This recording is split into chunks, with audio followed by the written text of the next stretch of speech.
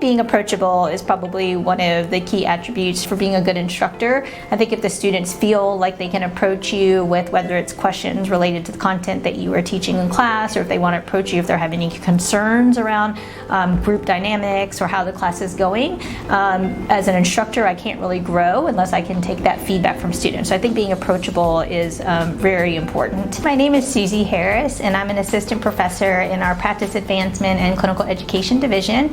I am primarily responsible for teaching our neuro and psychiatric content in our professional curriculum. When you have that enthusiasm and love for what you do, you can share that with the students and help them understand the importance of what it is that you're teaching. Hello, I'm Klarissa Jackson. I'm an assistant professor in the Division of Pharmacotherapy and Experimental Therapeutics.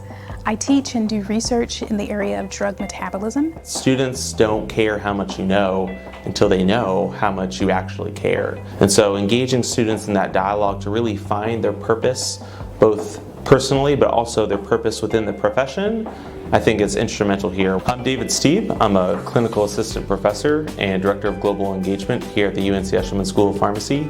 Additionally, I coordinate and direct our school's Global Pharmacy Scholars Program, which provides students the opportunity to do an international rotation in one of 9 different countries during their last year here. My name is Biniam Molina, and I teach in the PharmD curriculum. I direct the Integrative Pharmacotherapy course, as well as lecture in clinical pharmacology and pathophysiology, and in our hematology oncology elective. Students are coming into the classroom with various backgrounds, various expectations, and so I think it's really important to make sure that, if students are struggling or having a hard time, that those barriers to learning are really explored carefully. Each learner in the classroom is different, and if I didn't have empathy, if I didn't think about their needs, I wouldn't be able to reach them. I wouldn't be able to teach them. And so it's important for instructors to realize that and find ways to differentiate how they teach their students. I am Michael Jarstfer. I'm the Assistant Dean for Graduate Education in the Eshelman School of Pharmacy and an Associate Professor in the Division of Chemical Biology and Medicinal Chemistry.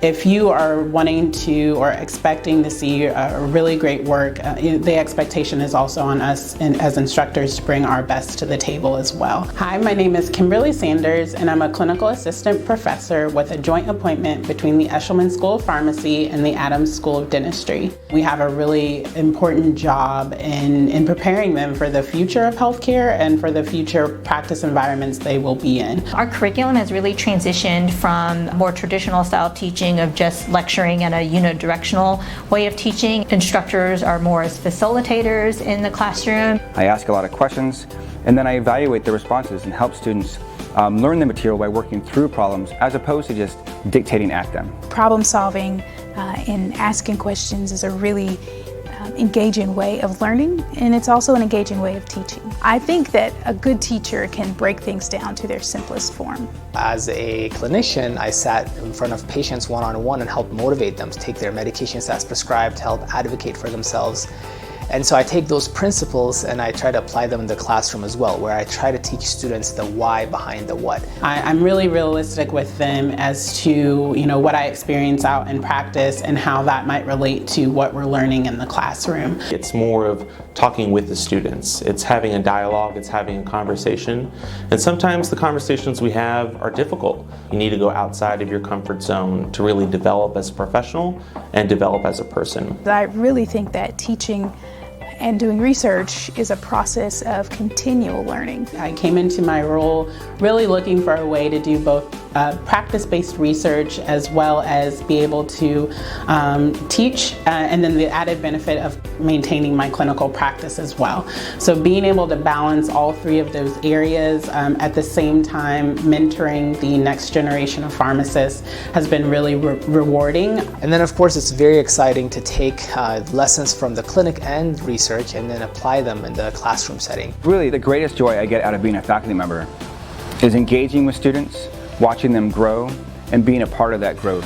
I think that's why all of us on faculty are here in academia, is for that student interaction. Hands down my favorite opportunity, especially working with our students that go on global experiences, as I notice that these experiences will often transform their opinion about the world and the people that they work with to make them a better practitioner. being able to be involved with them on a professional level, but then even outside of the curriculum and a sort of more mentoring level. Those are what drives me to want to be the best I can be as a faculty member for the school.